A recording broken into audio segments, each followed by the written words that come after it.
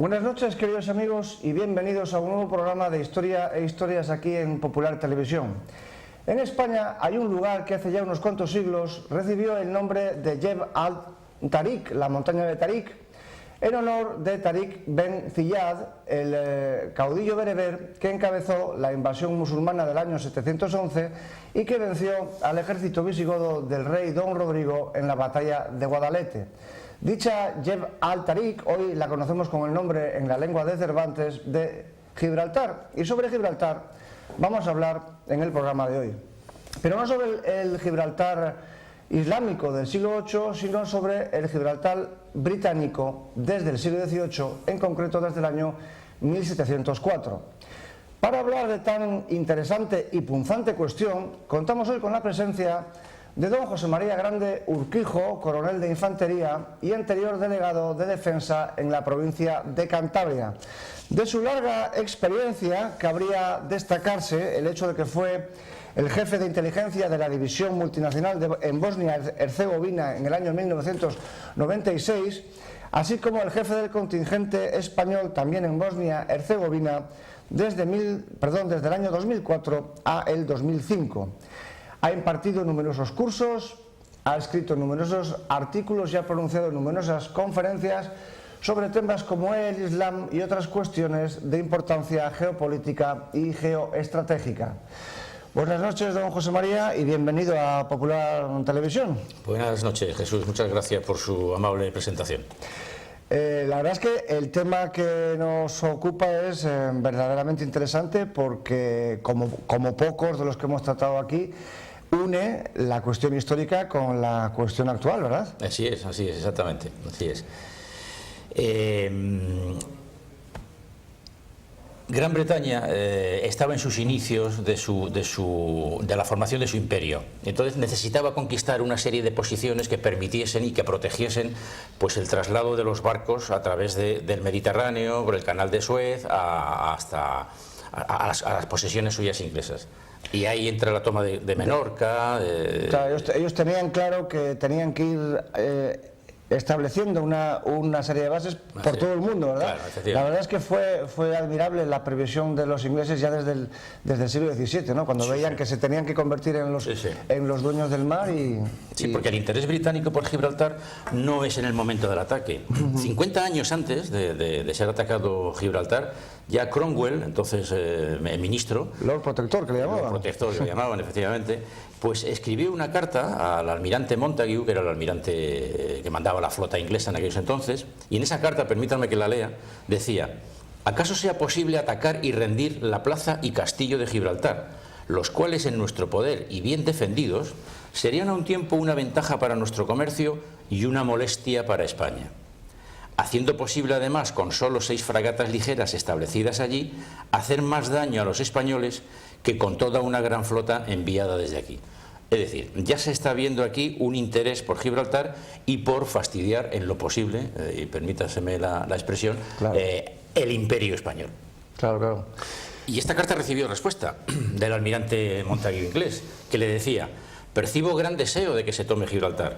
En mi opinión, la forma más sencilla de ocuparlo es desembarcar en las arenas del istmo, cortando toda comunicación con tierra. Que las fragatas fonden en las cercanías para proteger el desembarco y ataque. La operación requiere unos 4 o 5 mil hombres bien adiestrados y con buenos mandos.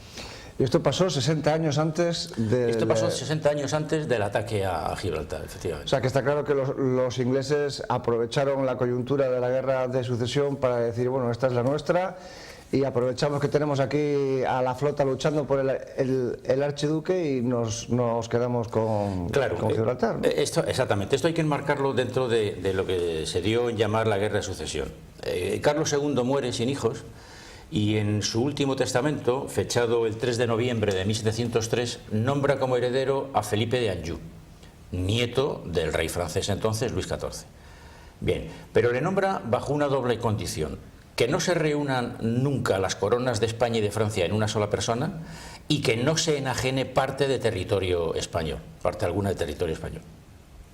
Todas las potencias europeas admiten a Felipe de Anjou como Felipe V de España y dan su parabién. Pero ¿qué ocurrió? Que Luis XIV, su abuelo, rey de Francia, se apoderó de unas posesiones nuestras en Flandes y entonces temieron los europeos de que se fuese a formar ahí un entente entre Francia y España potentísimo que, claro, bueno, pues que acabase con el equilibrio europeo. Entonces, Inglaterra y Holanda se aliaron entre sí del lado del otro aspirante, que era Carlos, archiduque de Austria, el cual aducía como razones para optar a la corona de España el que su abuela paterna era hija de Felipe III. De Felipe III. Felipe IV. Felipe III. Ah, tercero. Felipe III, sí. Sí, sí. Y entonces, total, que estalló la guerra civil europea, digamos, ¿no? Con los ingleses y los holandeses del lado del archiduque Carlos y los franceses, fundamentalmente, del lado de Felipe de Anjou. Y en ese contexto hubo varias batallas navales, por ejemplo, en Barcelona, hubo varios sitios por mar, en los cuales participaron, por ejemplo, el insigne Blas de Lezo, que perdió una pierna, si no recuerdo mal, en el sitio de Barcelona, y también Bruno Mauricio de Zabala, el insigne vizcaíno que fundó posteriormente la ciudad de Montevideo. Y entonces, en una de estas escaramuzas, digamos, navales, los ingleses aprovecharon para tomar Gibraltar. Cuéntenoslo. Claro. Ellos atacaron Barcelona, no consiguieron nada. Atacaron Cádiz, no consiguieron nada. Entonces, para el orgullo británico, el irse de vacío, pues no, en fin, no estaba bien visto, ¿no? Entonces decidieron atacar Gibraltar. Y efectivamente, el 17 de julio de 1704, a bordo del buque insignia, pues decidieron atacar Gibraltar. ¿Por quién estaban compuestas las fuerzas? Pues los ingleses y holandeses eran 10.000 soldados de infantería embarcados, al mando del príncipe de Hesse, amigo personal y representante de Carlos, el archiduque de Austria, y 45 barcos ingleses y 10 holandeses, al mando del almirante inglés Rooke. Era una flota considerable. Era una flota considerable, era muy considerable, teniendo en cuenta que las fuerzas defensoras de Gibraltar eran 80 soldados y 320 civiles que se apuntaron a la defensa, pero sin formación militar ninguna. Bueno, pues deciden el ataque, y entonces a finales de julio ya hacen su despliegue, y el 1 le mandan una misiva a Diego Salinas, gobernador de la plaza. Un momentito, vamos a ver, porque tenemos una imagen del mapa del ataque, y así podemos ir comentándolo. Efectivamente, ahí tenemos la imagen. Les explicamos rápidamente. La bahía que ven es la bahía de Algeciras, que es la localidad que estaría a la izquierda, y a la derecha vemos el Peñón con el istmo en un color más suave, y la población de Gibraltar, que son esos puntos negros que ustedes ven ahí a la izquierda del Peñón, de la península final, ¿no? Cuéntenos cómo fue la batalla. Bien, pues se produce un desembarco de unos 2.000 soldados holandeses, al mando, ya digo, del príncipe de Hesse, que desembocan en Punta Mala y van avanzando hasta que llegan al istmo. Y la flota que se posiciona en la parte de occidente, en la bahía de Algeciras. Lo pueden ustedes ver en los puntos rojos que se ven al final de la flecha de arriba. Esas las tropas de tierra, digamos, y luego la flota en forma de media luna frente a las construcciones de Gibraltar. Entonces, a finales de julio le manda un emisario para que se rinda. Diego Salinas contesta el día 1 que no, que ellos han jurado fidelidad al rey Felipe V y que no se rinde. Bien, el día 3 por la tarde se producen una serie de ataques por tierra que son rechazados, y mandan otra nueva misiva. Vuelve a decir que no se rinde. Y entonces, en esa noche, la flota, durante 5 horas, 1.500 cañones, dispararon 30.000 proyectiles. Claro, el efecto fue devastador, y a Salinas no le quedó más remedio que rendir la plaza, pero rindió la plaza con ciertas condiciones que permítame que la lea. Sí. A la ciudad y los moradores, soldados y oficiales que quieran quedarse, se conceden los mismos privilegios que tenían en tiempos de Carlos II. La religión y todos los tribunales quedarán intactos, supuesto que se haga el juramento de fidelidad a Carlos III como legítimo rey. Entonces, se rinden al príncipe de Hesse, que entra en la ciudad diciendo Gibraltar por el rey Carlos III de España, y coloca el pendón del rey Carlos III en el castillo, un pendón que lleva los dibujos de Castilla, de León, las dos Sicilias, es decir, el emblema español, ¿no? Sí. ¿Qué ocurrió? Que inmediatamente el almirante Rooke, sin encomendarse ni a Dios ni al diablo, retira el pendón, coloca la bandera inglesa y toma posesión del peñón en nombre de la reina Ana de Inglaterra. Vamos a ver la imagen del almirante Rooke. Aquí le tenemos. Ese es el almirante Rooke. Es decir, fue una acción muy valiente por parte de los ingleses, apoderarse de Gibraltar. Absolutamente felona. Está claro que lo tenían claro, como hemos dicho antes, desde medio siglo antes, que tenían que conquistar ese punto clave geoestratégico de la entrada del Mediterráneo, y aprovecharon la guerra de sucesión para... Y además es que se produce un hecho curioso, y es que echa por tierra el Convenio de Lisboa firmado en 1703, que decía que no se podía apropiar de ningún puerto o territorio español sino únicamente en nombre del archiduque Carlos. Con lo cual el Convenio de Lisboa lo desbarata totalmente. La ocupación de Gibraltar tuvo además consecuencias para la población civil y para los habitantes de la zona, ¿verdad? Sí, y además unas connotaciones nefastas. Más o menos vivían unos 5.000, bueno, más o menos no, exactamente vivían 5.000 personas, porque se conservan las partidas de nacimiento y de inscripción en los registros de todos ellos, que están en San Roque. Porque la población, cuando huyó de Gibraltar, pues unos fueron a Algeciras, otros fueron a San Roque, otros se establecieron en diversas poblaciones alrededor de Gibraltar, ¿no? Y ahí se conservan todo. Se quedaron 70 nada más, y hay testimonio escrito del panadero de la ciudad que se quedó. 70 que duraron un mes, porque las vejaciones sufridas, las humillaciones y el maltrato fue tal que al cabo de nada, de mes y medio, abandonaron, se fueron absolutamente todos. Y Perdón, no, digo que curiosamente luego lo repoblaron con judíos, genoveses y malteses. Y malteses, sí. Bueno, esta operación de expulsar a la población autóctona y repoblarla con foráneos es muy típica de las dominaciones inglesas, muy típico de ellos. Y bueno, la prueba está en que hoy en día los apellidos de los gibraltareños demuestran esa procedencia extrahispánica. Extrahispánica, ¿no? Efectivamente, así es.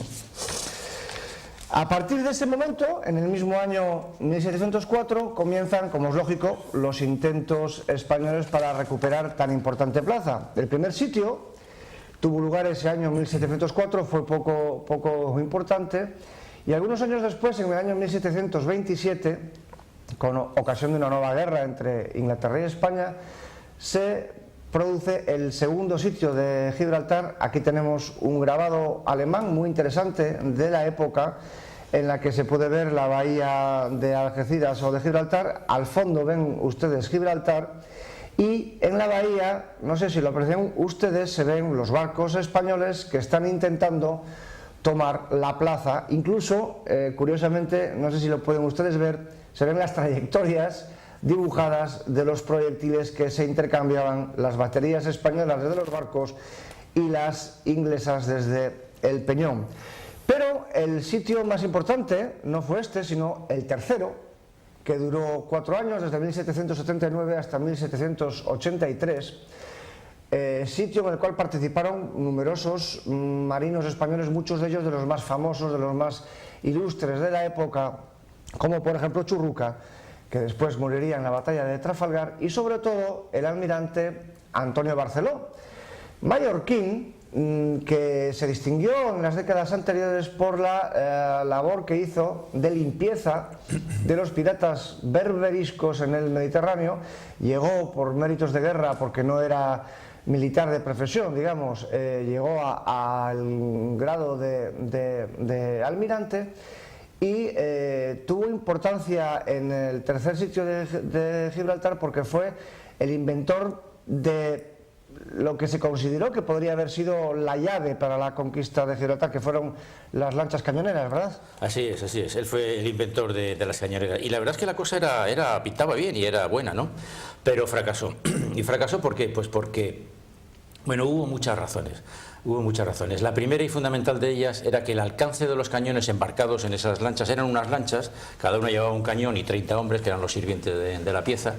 Pues el alcance de esos cañones era menor que el de las baterías inglesas, con lo cual, claro, la idea era acercar esas cañoneras hasta la costa, desde allí bombardear las posiciones inglesas, pero no se pudo llevar a cabo porque fueron destruidas antes de que llegasen a puerto.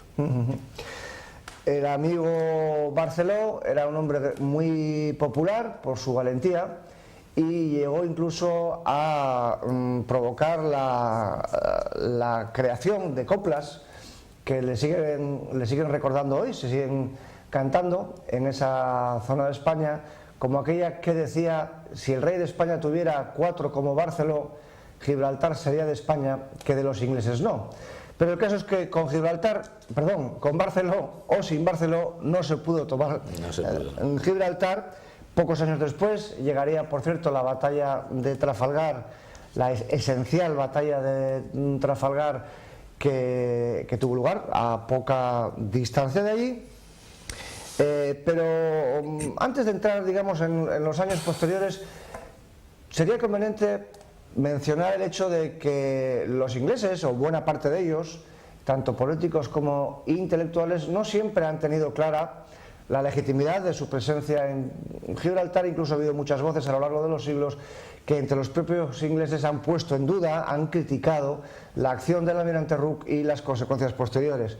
Cuéntenos un poquito esta, digamos, autocrítica, quizá más habitual en tiempos pasados que en los presentes, de los ingleses sobre la toma de Gibraltar. Pues sí, es verdad, es verdad.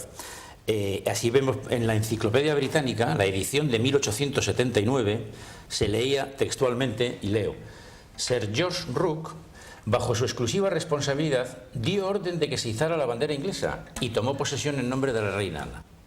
Y fíjese lo que dice el texto. Dice poco en honor de Inglaterra tanto el hecho de que con menosprecio de los más elementales principios sancionó y ratificó la ocupación, como el de dejar sin recompensa al general, a cuyo poco escrupuloso patriotismo se debía la adquisición. Es decir, nos está diciendo, primero, que la toma fue pues una felonía y que como consecuencia de esa felonía al almirante ni siquiera le felicitaron por esa toma. Claro, pero esto era demasiada sinceridad para los británicos, ¿no? Y entonces, en la edición de esta misma Enciclopedia Británica de 1958 se modifica el texto y dice: la conquista se hizo durante la guerra en defensa de los intereses del archiduque de Austria, pero el almirante británico, Sir George Rooke, bajo su exclusiva responsabilidad, ordenó izar la bandera inglesa y tomó posesión en nombre de la reina Ana, cuyo gobierno ratificó la ocupación. Es decir, que la censura inglesa no solamente cambió el juicio condenatorio que se hacía en el primer texto, sino que modifica el relato, con lo cual lo que hace es amañar la historia. Y lo triste es que lo que nos ha llegado a nosotros es eso, es esto. Y prueba de ello es que el 98% de los españoles desconoce que Gibraltar no fue conquistado por los ingleses. Para mí esto es lo más triste, que no sabemos nuestra propia historia. Claro, hay muchos hijos de la LOGSE. Muchos hijos de la LOGSE, sí, sí, la verdad es que sí. Es curioso cómo este comportamiento egoísta o falto de toda generosidad por sus propios héroes, aunque no sorprenda, es bastante habitual entre los ingleses. Hay un caso histórico muy interesante, 2 siglos anterior, el de la famosa Armada de Felipe II, la que en España nunca se llamó Armada Invencible. Es una invención satírica, sarcástica de los ingleses para ridiculizar la cuestión. Pues cuando sucedió el desastre de la Armada, de la felicísima Armada que se llamaba en España en esa época, sucedió la paradoja siguiente, y es que Felipe II se empeñó personalmente en que todos los derrotados, todos los supervivientes de la derrota de 1588 recibieran sus pagas y recompensa por el buen servicio, por el buen trabajo que habían hecho, incluso perdiendo la batalla, en fin, porque no hubo batalla realmente, pero en fin, perdiendo, digamos, la posibilidad de conquistar Inglaterra. Y sin embargo, los ingleses, el gobierno inglés, la reina, la famosa reina Isabel y sus ministros se las apañaron, y incluso hay textos que se conservan de ellos, cartas cruzadas entre ellos que lo testifican de manera incuestionable. Se empeñaron en que los vencedores, es decir, los marinos ingleses que habían vencido a los españoles en la batalla, estuvieran en los barcos en cuarentena durante unos cuantos meses, a ver si morían la mayor cantidad de ellos, y esto es casi textual, a ver si muere la mayor cantidad de ellos y así nos ahorramos la paga. O sea que, según parece, es una tradición bastante habitual. Sí, sí, bastante instaurada en el... Volvamos pues al siglo XVIII y al documento clave de la cuestión, el Tratado de Utrecht del año 1713, en el cual se tratan de muchos aspectos, evidentemente relacionados con la guerra y su terminación, y cuyo artículo 10, que es el que se refiere a Gibraltar, establecía lo siguiente, les leo: el rey católico, se refiere evidentemente a Felipe V, por sí y por sus herederos y sucesores, cede por este tratado a la corona de la Gran Bretaña la plena y entera propiedad de la ciudad y castillo de Gibraltar, juntamente con su puerto, defensas y fortaleza que le pertenecen, dando la dicha propiedad absolutamente para que la tenga y goce con entero derecho y para siempre, sin excepción ni impedimento alguno. El segundo párrafo dice: pero para evitar cualesquiera abusos y fraudes en la introducción de las mercaderías, quiere el rey católico, y supone que así se ha de entender, que la dicha propiedad se ceda a la Gran Bretaña sin jurisdicción territorial alguna. Subrayo esto porque luego vamos a tratarlo: sin jurisdicción territorial alguna y sin comunicación alguna abierta con el país circunvecino por parte de tierra. El tercer párrafo y final decía: si en algún tiempo a la corona de la Gran Bretaña le pareciere conveniente dar, vender o enajenar de cualquier modo la propiedad de la dicha ciudad de Gibraltar, se ha convenido y concordado por este tratado que se dará a la corona de España la primera acción antes que a otros para redimirla.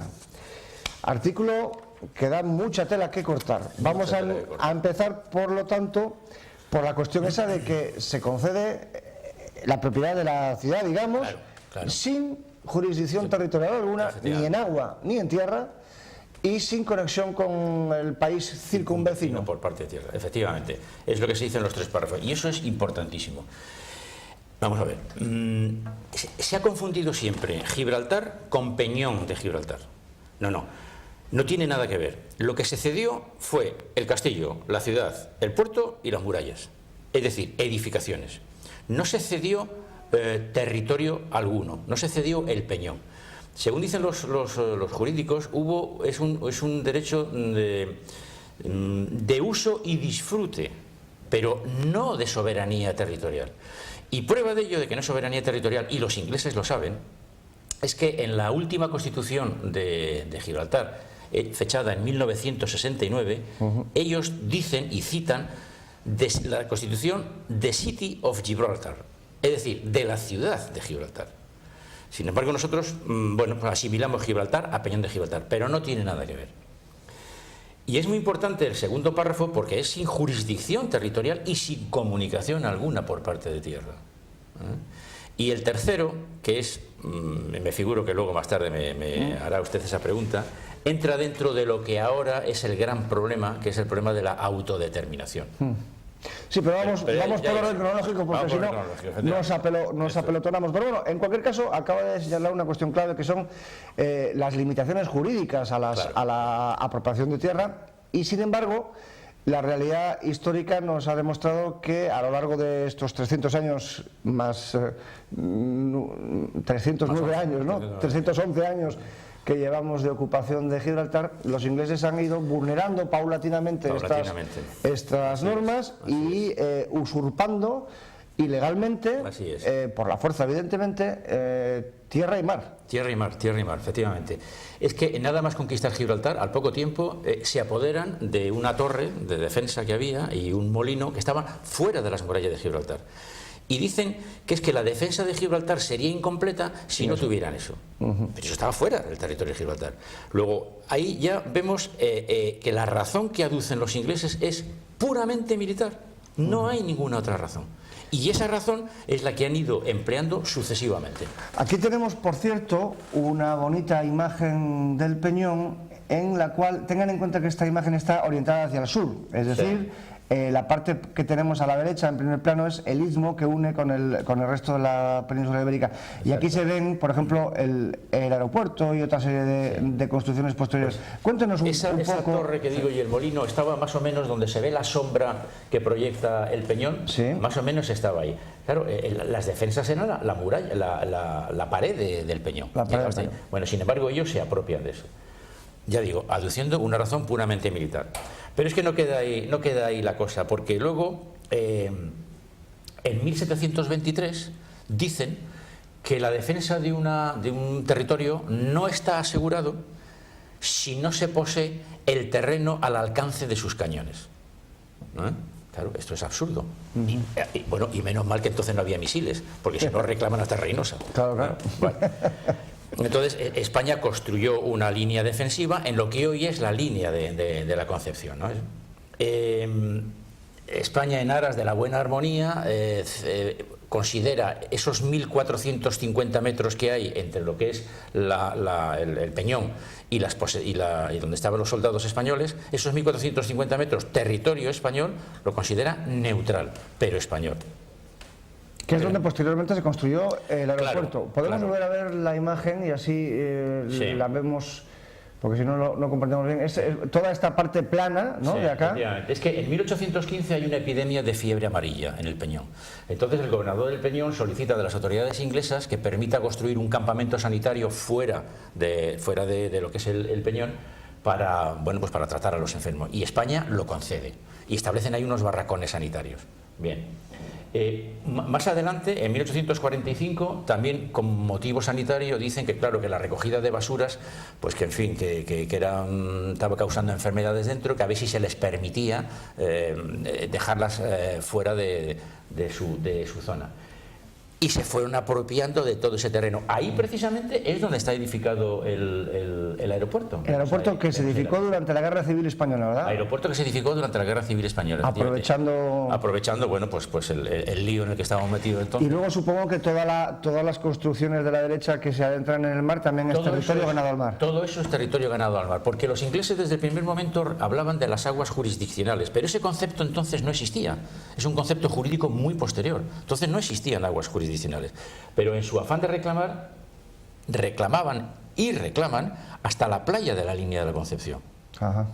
Que no entra ahí dentro de la... Por cierto, ahora que hablamos de playa me he dado cuenta de que se nos ha olvidado antes comentar un detalle interesantísimo y es el Catalan Bay, ¿verdad? Aquí se ve además, ¿verdad? Sí, Catalan Bay es la playa que está a la izquierda de la imagen. Del Peñón. Justo delante del Peñón, a la izquierda. Se llama así Catalan Bay porque en esos 2.000 soldados holandeses que desembarcaron en el istmo había un batallón de soldados catalanes, 350.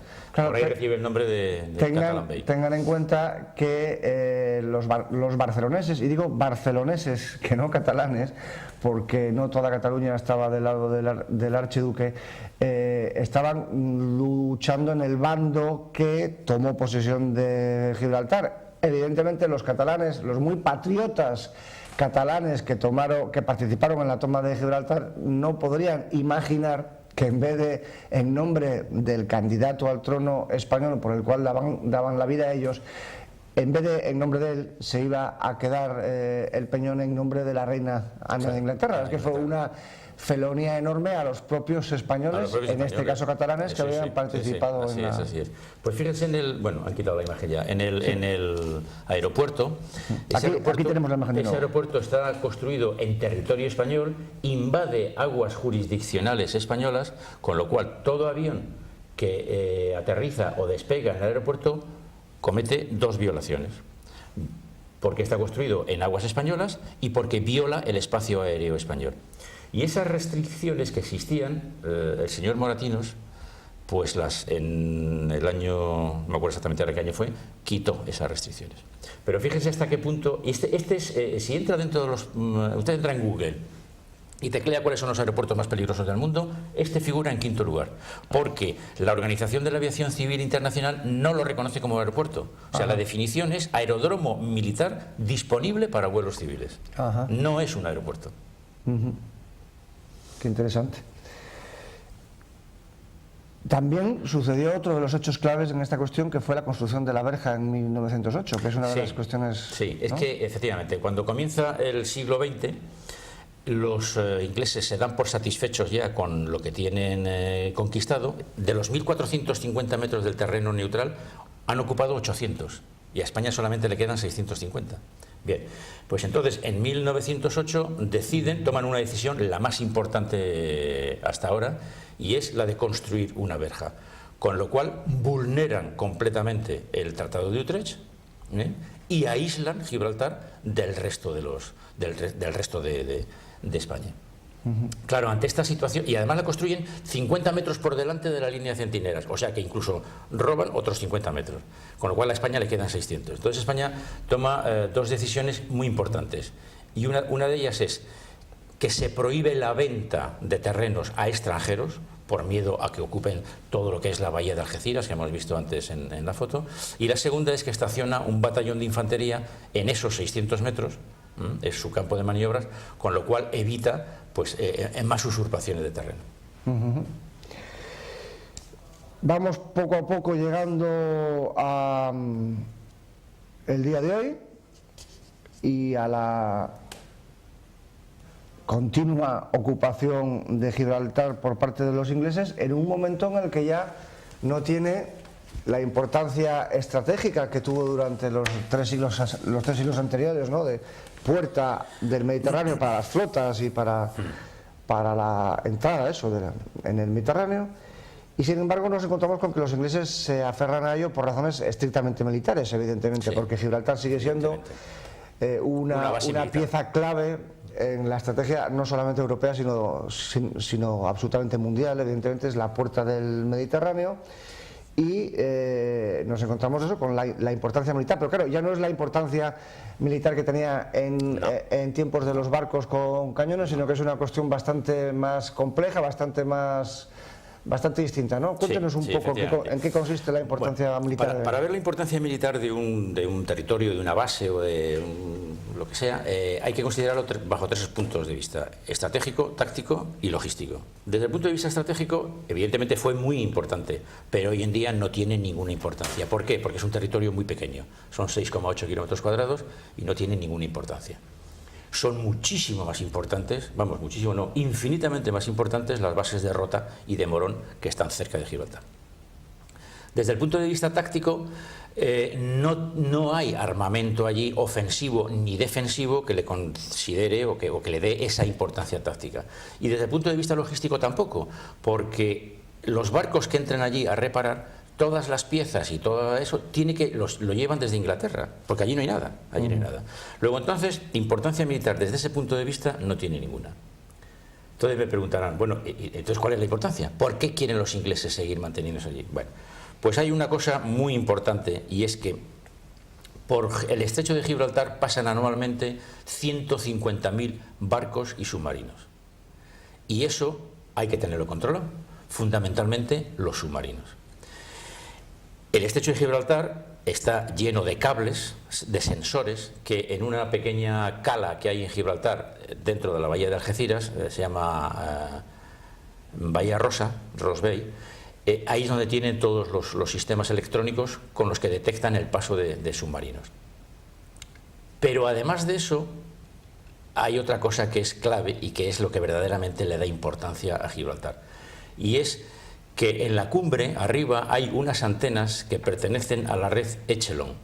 La red Echelon, no sé si saldría la imagen, ahí está, esas imágenes, esas antenas, pertenecen a la red Echelon. ¿Qué es la red Echelon? Pues es una red de vigilancia que captura comunicaciones por radio, por satélite, llamada de teléfono, faxes y correos electrónicos. Todo eso se controla desde ahí, pero además tiene la capacidad de clasificarlas y analizarlas automáticamente.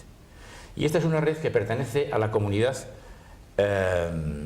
angloparlante, es decir, Estados Unidos, Reino Unido, Canadá, Australia y Nueva Zelanda. Son quienes dirigen esa red. Y esa es la verdadera importancia de Gibraltar, la única importancia de Gibraltar. Es decir, los ingleses siguen considerando a Gibraltar como una base militar.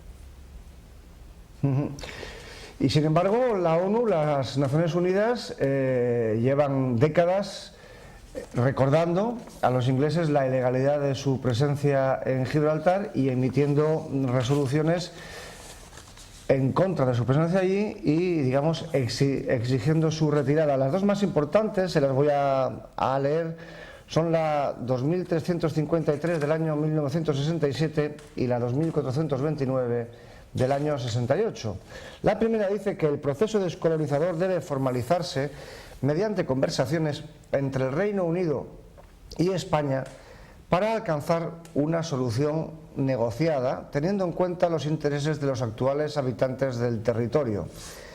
Y la segunda resolución dice que el problema de Gibraltar no trata de la autodeterminación de la población gibraltareña, sino de la restauración de la integridad de un territorio, el español, sobre el que se ha implantado una colonia extranjera. También mucha tela que cortar en estos dos artículos, por acá, que estamos ya no solamente hablando del tema del proceso descolonizador, sino de si la relación es bilateral o trilateral, como el incauto de Moratinos provocó hace 10 añitos, y luego también el problema de la autodeterminación, ¿no? Claro. Vamos a hablar un poquito... Sí, es que como usted muy bien ha citado, en la primera resolución se habla de las dos potencias, España y Gibraltar. Son las únicas autorizadas a hablar sobre el tema. Las únicas. No Gibraltar. Gibraltar es una colonia, porque que así lo tiene declarado ante la ONU Inglaterra. Inglaterra a Gibraltar lo tiene declarado como colonia. Ella es, y además, un territorio pendiente de descolonización. Y ella, por tanto, es la potencia administrativa. Bien. Luego, claro, el meter ahí a Gibraltar en las negociaciones fue un error gravísimo del gobierno Zapatero por boca de Moratinos, fue darle a Gibraltar estatus de parte, es decir, como si fuese una nación en el concierto internacional. Gibraltar no es una nación, es una colonia. Es una colonia. Y en cuanto a la segunda resolución, pues efectivamente ahí dice que no se trata de autodeterminación, no se trata de autodeterminación, aunque, bueno, dice que más adelante, en los tratados de Lisboa y Bruselas, se habla de tener en cuenta los intereses de la actual población de Gibraltar. Y efectivamente España nunca ha ido en contra de los llanitos, en contra de la población gibraltareña. Lo que está en contra es de la autodeterminación. Claro. Sí, bueno, otras cosas porque no es lo mismo que un país que hubiera sido conquistado por una potencia colonial, como sucedió en cualquier país africano o asiático en el siglo XIX, al que después se le concediera la posibilidad de votar para ver si querían seguir siendo parte de la metrópoli o no. Claro. Esto es una cosa absolutamente distinta. Lo que pasa es que la postura de Cameron, del gobierno inglés, claro, es muy inteligente. Hay que reconocerlo, son muy inteligentes y son muy agudos en esta maniobra que están tratando de la autodeterminación. ¿Por qué? Porque con ella lo que hacen es cargarse el tercer párrafo del Tratado de Utrecht. Claro. Aquel párrafo que decía que si en alguna ocasión... Se lo leo. Si en algún tiempo a la corona de Gran Bretaña le pareciera conveniente dar, vender o enajenar de cualquier modo la propiedad de la dicha ciudad de Gibraltar, se ha convenido y concordado por este tratado que se dará a la corona de España la primera acción antes que a otros para redimirla. Entonces aquí efectivamente lo que se pone es el poder decisorio en manos de los habitantes de Gibraltar. Claro, porque en ese Tratado de Utrecht en ningún momento se habla de demografía, en ningún momento se habla de la población. Lo que se habla es, pues eso, del castillo, del puerto, de las murallas y de la ciudad, única y exclusivamente. Entonces, con el tema de la autodeterminación, pues se autodetermina la colonia, que digo, repito, que Inglaterra es la potencia administrativa, bueno, se autodetermina Gibraltar, pero sigue dependiendo de Inglaterra, como tal colonia. Sí, sí. Es decir, llegamos al absurdo de que es una jugada muy brillante porque se usa la descolonización para mantener una colonia. Porque lo único que les interesa es mantenerlo como una base militar, única y exclusivamente. Es el único interés. Me veo en la obligación de hacer una pregunta con muy mala intención, porque evidentemente la culpa de todos estos desmanes jurídicos y lógicos no recae exclusivamente sobre los ingleses, ¿verdad? Los españoles tenemos bastante culpa de ella. Sí. Hemos tenido mucha culpa y seguimos teniendo mucha culpa de lo que está pasando allí. ¿Por qué? Pues yo no sé si es por nuestra dejadez, por nuestro pasotismo o por qué. Porque no es de recibo que hoy en día, por ejemplo, nos siguen usurpando terrenos. Ahora, en la costa occidental, es decir, al otro lado de la bahía de Algeciras, no, al otro lado, pues están construyendo el proyecto East Side, lado este, unas edificaciones a base de hoteles, puertos para atracar yates, etcétera, etcétera, en terrenos robados al mar, pero resulta que los camiones con hormigón, las hormigoneras, la piedra, la arena, etcétera, etcétera, pasa de España. Claro, porque habrá unas cuantas empresas españolas que ganan dinero con ello. Es más, hay compañías que sus barcos los van a arreglar a Gibraltar en vez de hacerlo en el territorio español, porque allí no se paga IVA. O sea que está claro que también hay que tener en cuenta la avaricia de muchos españoles, ¿no?, como causa de la pervivencia de esta cuestión. Así es. Se nos va acabando el tiempo, pero yo creo que sería conveniente hacer un poquito de política ficción, de intentar imaginar cómo hubiera sido la historia si hubiera sido distinta, porque Gibraltar estuvo en el punto de mira del ejército alemán durante la Segunda Guerra Mundial. Hubo un plan para tomar Gibraltar por aire y por tierra y por mar, evidentemente, sí, después del bombardeo de la Luftwaffe, que finalmente no llegó a buen puerto, entre otras cosas porque Churchill muy astutamente maniobró, en primer lugar, para comprar a varios generales españoles para que no entraran en la Segunda Guerra Mundial del lado del eje, y luego también porque una de las vagas promesas que se hizo al gobierno de Franco para que no entrara en la Guerra Mundial fue: hablaremos de Gibraltar y de la posible devolución, que luego finalmente no se hizo, evidentemente.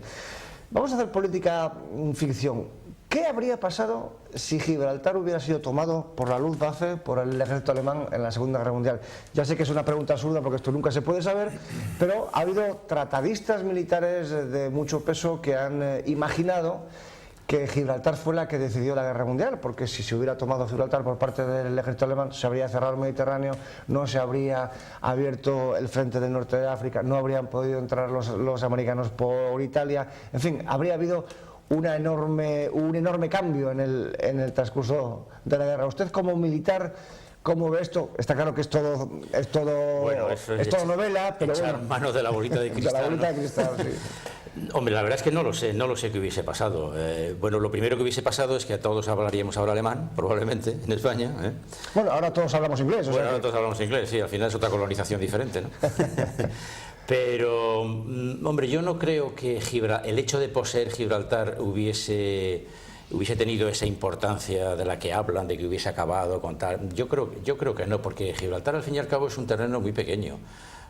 Es un terreno fácilmente bombardeable y fácilmente hoy en día no hace falta asaltarlo para tomarlo. Sí, entonces, pero cierra el Mediterráneo. Por cierto, hay una imagen muy bonita, es una imagen de satélite del Mediterráneo con Gibraltar en primer plano, ¿no? Y está claro que si hoy en día tiene la importancia que tiene con los medios de aviación que hay hoy, en el año 39 habría sido un cerrojazo absoluto al Mediterráneo, ¿no? Sí, porque las dos llaves del Mediterráneo son por el norte Gibraltar y por el sur Ceuta, ¿no? ¿Usted cree que no? ¿Que en cualquier caso hubiese ganado la guerra los aliados? Yo creo que hubiesen ganado la guerra los aliados, sí. Creo que sí, porque aunque hubiesen tomado los alemanes Gibraltar y hubiesen tenido que conquistar toda la península ibérica, cosa harto difícil. No, porque les habría abierto la puerta gustosamente el gobierno de Franco de haber accedido a entrar del lado del eje. No habrían tenido que pegar un tiro. Bueno, eso es política ficción. También entraron los franceses así y al final tuvieron que pegar tiros. Sí. Esto nos habríamos perdido al general Rommel en el Alamein y al general Patton desembarcando en Sicilia y a Montgomery, ¿no? Sí. Del mismo modo que hemos hecho ahora política ficción hacia el pasado, historia ficción sería, vamos a hacer ahora política ficción hacia el futuro. También pregunta, por supuesto, imposible de contestar porque no deja de ser una hipótesis, pero ¿cuál es su visión, cuál es su previsión del asunto de Gibraltar para los próximos años? ¿Qué cree usted que va a suceder? Pues yo creo que no va a cambiar nada. Yo creo que vamos a seguir así, precisamente porque España no está haciendo nada por recuperarlo. Cuando España tiene tiene la sartén por el mango, hubo un hecho que fue cuando se cerró la verja. Eso le causó un daño tremendo a la economía de Gibraltar, pero tremendo. Potenció la zona, se industrializó toda la bahía de Algeciras. Algeciras pasó a ser uno de los puertos más importantes de Europa. Actualmente yo creo que es el puerto de contenedores más grande de Europa. Y eso hizo mucho daño. ¿Por qué se volvió a abrir la verja? Pues no lo sé. Y además es que con eso no romperíamos el Tratado de Utrecht. ¿Se cerró en los años 40? Se cerró en el año 69, me parece que fue. En el año 69 creo que fue, sí. 68-69 se cerró la verja. Sí. ¿Entonces cree que la cosa va a seguir siendo lo mismo? Yo creo que la cosa va a seguir siendo igual, porque aunque los ingleses, los pata negra, están hartos de Gibraltar. Sí. Y están hartos de Gibraltar porque Gibraltar hoy en día es una fuente de ingresos para Gibraltar, en la que todas las empresas allí pagan muchísimos menos impuestos que en Inglaterra. Todas estas emisoras que hay, o estos juegos online que hay por la televisión, de adivinos y de echadores de cartas y todo eso está basado en Gibraltar. Están allí. Y los ingresos que obtienen son... Aparte de la cuestión del contrabando, ¿no? Aparte de la cuestión del contrabando, efectivamente. Si usted hace el cálculo de las cajetillas de tabaco que se venden allí, resulta que cada ciudadano gibraltareño, pero desde niños hasta ancianos, se fuma 30 paquetes de cigarros al día. Claro, es completamente absurdo, ¿no? Claro. Luego, es una fuente de ingresos. La colonia a Inglaterra le sale completamente gratis. Completamente gratis. Pero claro, ¿qué ocurre? No están pagando impuestos en Inglaterra. Hay muchas empresas, muchas sociedades que se han ido a Gibraltar. Hay 30.000 sociedades censadas en Gibraltar. Pero por otro lado hay que tener en cuenta que no deja de ser un factor de orgullo patriótico, ¿no? El salir de Gibraltar no deja de ser una pérdida desde el punto de vista simbólica, por lo menos, aunque no ni militar ni económica. Ya, pero yo no veo a los gobiernos de España que aduzcan esa razón patriótica para recuperar Gibraltar. No lo veo. Yo veo que no hay interés. Se podían hacer muchas cosas y no se están haciendo. En cualquier caso, lo que está claro ya como colofón, digamos, jurídico de la cuestión, es que queda una vez más demostrada que la principal fuerza, la principal fuente de derecho desde que el mundo es mundo ha sido siempre la fuerza. Y por lo tanto el argumento final es mientras yo esté aquí y no me quiera ir, no me voy, salvo que la contraparte sea mucho más fuerte y se pueda imponer, que no es el caso, evidentemente. Es que la razón es pura y exclusivamente militar, pero fíjese, tenga en cuenta que Gibraltar es un aliado nuestro en la OTAN, y en la Unión Europea, y sin embargo están manteniendo un territorio por la fuerza militar, nada más. En fin, apasionante tema, como ven, que hunde sus raíces no ya en el siglo XVIII, en el año 1704, cuando se tomó Gibraltar, sino incluso un siglo antes, cuando el incipiente Imperio Británico comenzaba a planificar la toma de las posiciones estratégicas para el posterior dominio de los mares, y que 300 años después sigue teniendo influencia y sigue causando problemas de todo tipo, jurídicos, internacionales, económicos y militares. Pero en fin, se nos ha terminado el tiempo, una vez más, antes de tiempo, valga la redundancia. Señor Grande, muchísimas gracias por su presencia en Historia de Historias. Espero que le haya parecido a usted la conversación tan interesante como me lo ha parecido a mí y como estoy seguro de que les ha parecido a nuestros televidentes. Pues muchas gracias, y además quiero agradecerle este programa, porque si hay algo que los españoles no conocen, desgraciadamente, es su propia historia. Entonces, el divulgar esta historia y estas historias creo que es muy interesante, porque como he dicho antes, hay muchos hijos de la LOGSE. Pues nada, muchas gracias. Haremos todo lo posible para contrarrestar los nefastos efectos de la LOGSE en este programa de Historia e Historias dedicada, como su propio nombre indica, hablar de eso que los españoles tenemos tan olvidado, que es nuestra propia historia.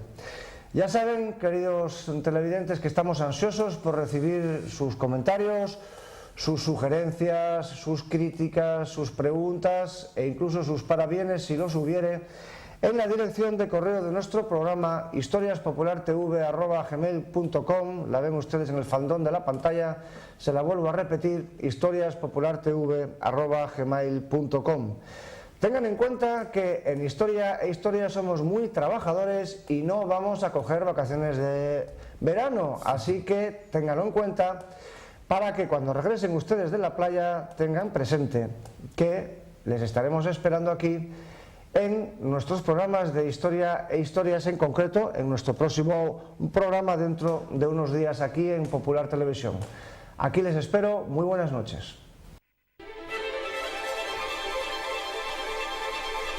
Thank you.